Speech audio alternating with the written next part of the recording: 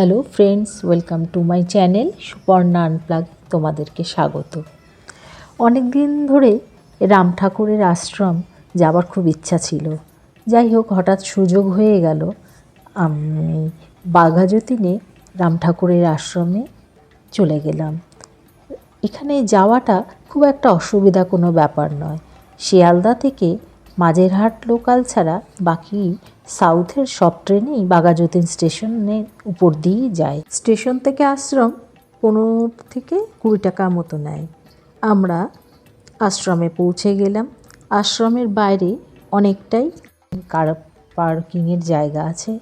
মন্দির চত্বরটা বেশ খোলামেলা। তবে আমরা যখন পৌঁছেছি প্রায় 12টা বেজে গেছে।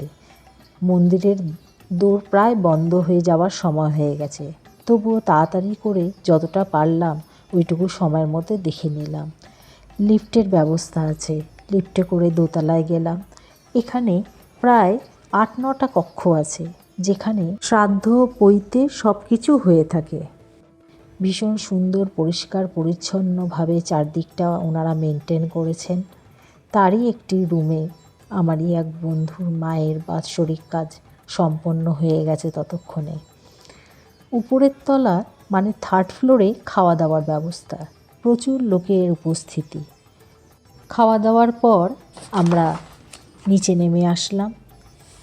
চারিদিকটা ঘুরে ঘুরে দেখলাম। মন্দিরের এক সাইডে একটি শিবলিঙ্গ প্রতিষ্ঠা করা আছে। চারিদিকটা খুবই সুন্দর।